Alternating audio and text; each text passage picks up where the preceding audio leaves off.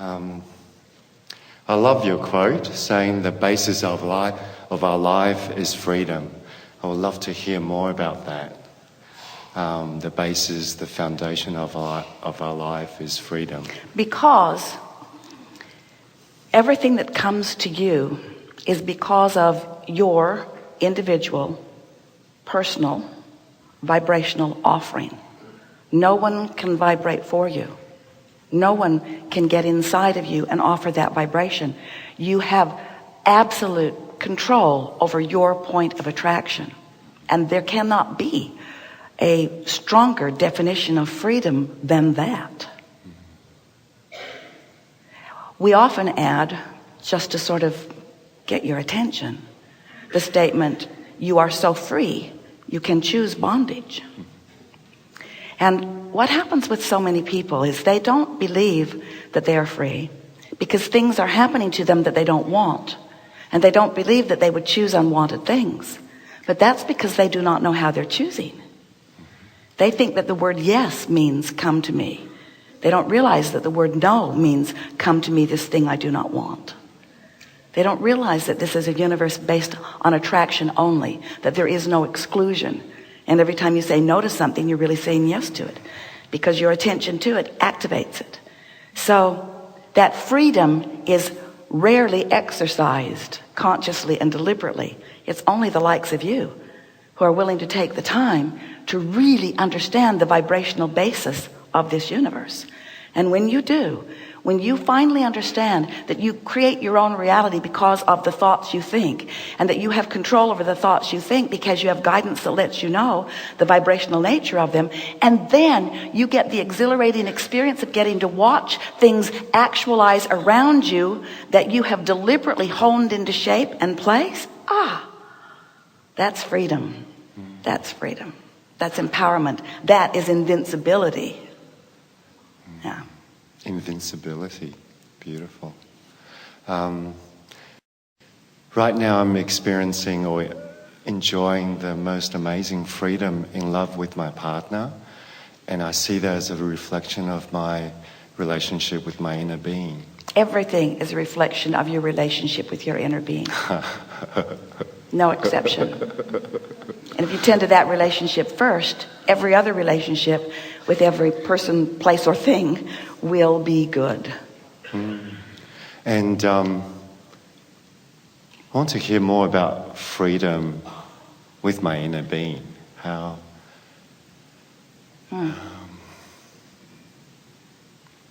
Well, you see, your inner being is the first front of actualized expansion as a result of you. This morning, Esther was getting herself ready, and she was thinking, there's not really enough time to really get myself ready. And then she thought, oh, well, this isn't about me, this is about Abraham. And no one really cares what Abraham's hair looks like.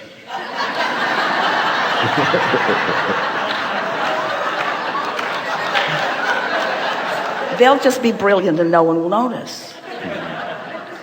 And we said to Esther, you are the manifested version of Abraham. In other words, she is the actualization of that which is Abraham. And so your question leads into that nicely.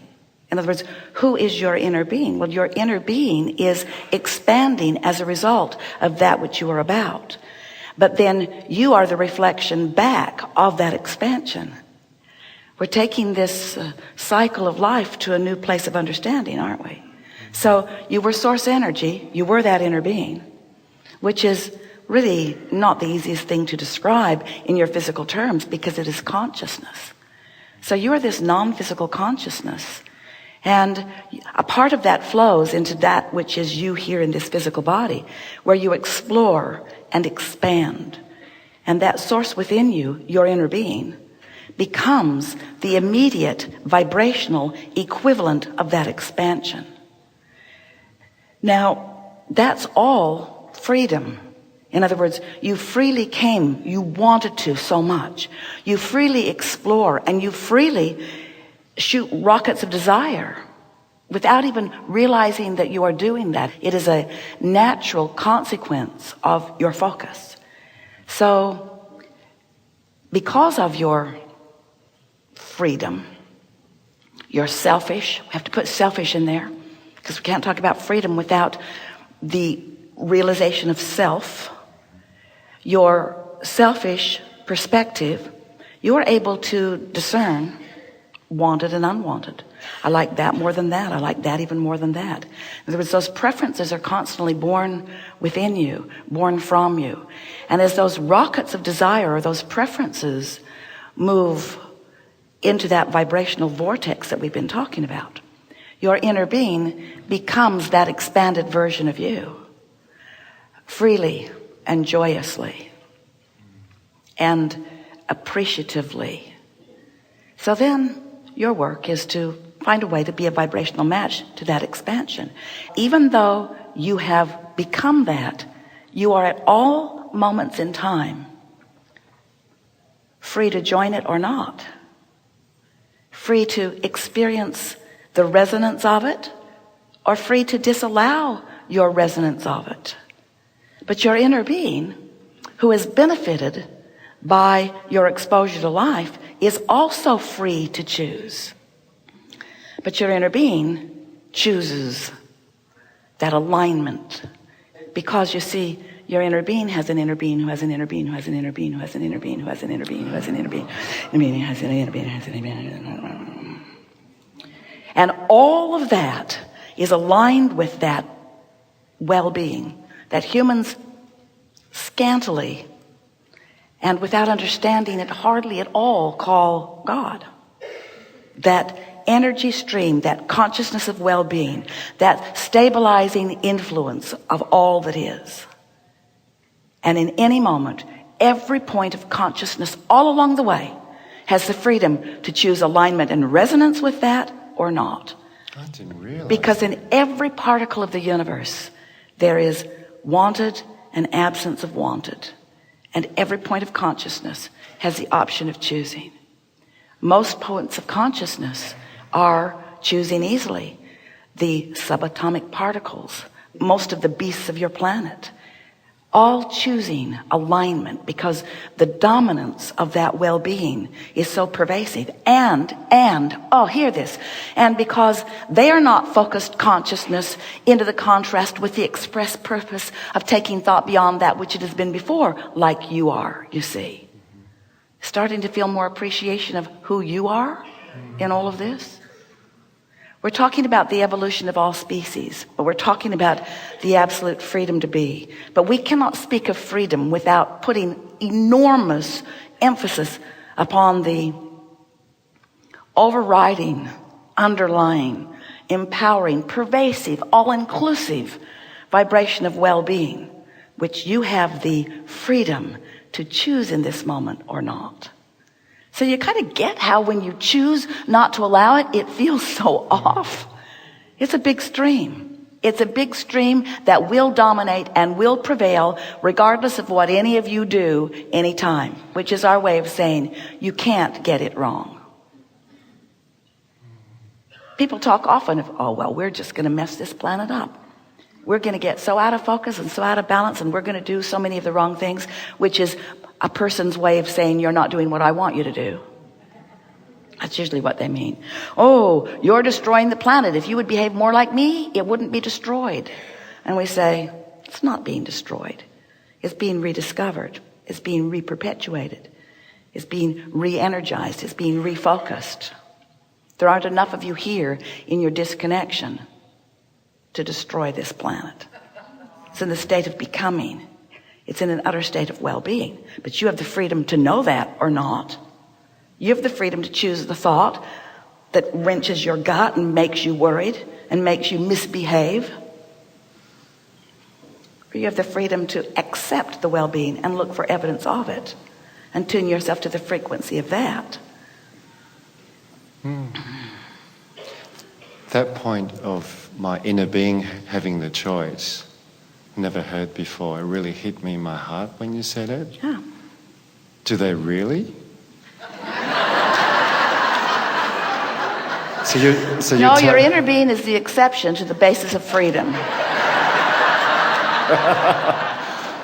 But you were saying... Everyone in the universe is free except your inner being. But my inner being also has the freedom to choose away from what I would prefer. How dare they? But you see, your inner being in its alignment will never choose away from what you really want. It might choose, and often does choose, differently than what you're vibrationally choosing. But that's why you have the benefit of that guidance, you see. And we think you're brilliant to intertwine the subject of this with freedom. Because you're wondering, just how free am I? Yes. If I don't choose what my inner being chooses, then what will happen? If you don't choose in any moment what your inner being chooses, what happens? I don't feel good. Does your inner being cave in and come with you? Esther thinks we should. Or does your inner being just stand its well-being ground, leaving you the freedom to join or not? You see, beaming the signal, shining the light, being the well-being, the inner well-being, the inner being well-being, that you have the option of joining or not, joining or not, joining or not. Really good conversation. Haven't had this one before.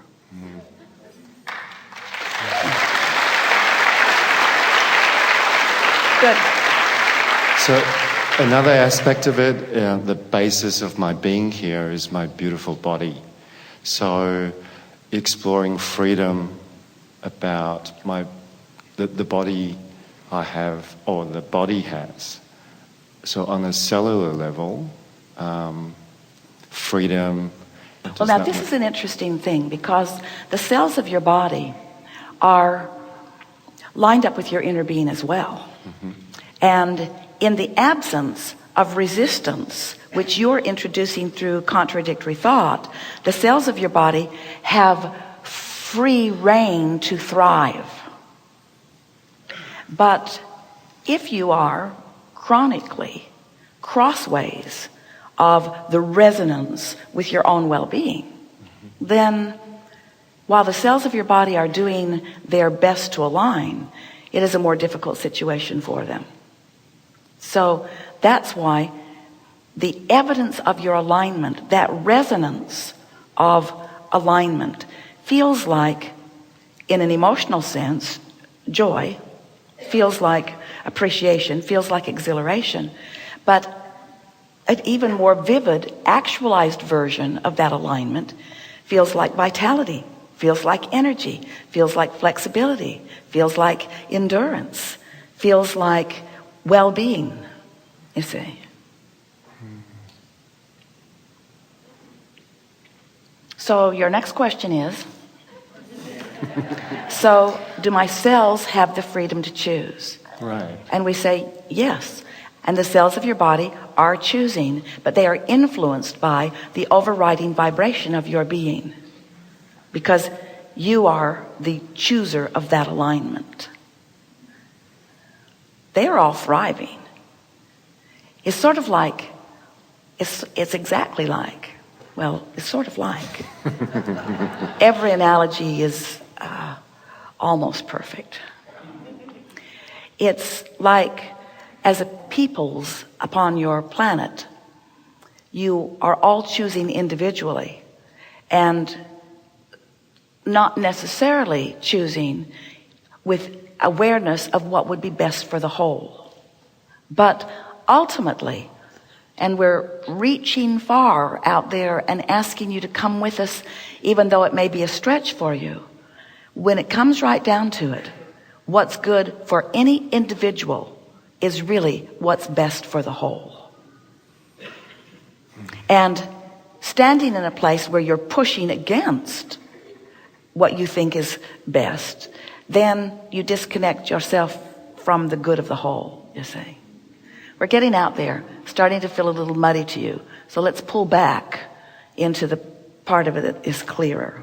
and just acknowledge that well-being happens, deal with it. That feels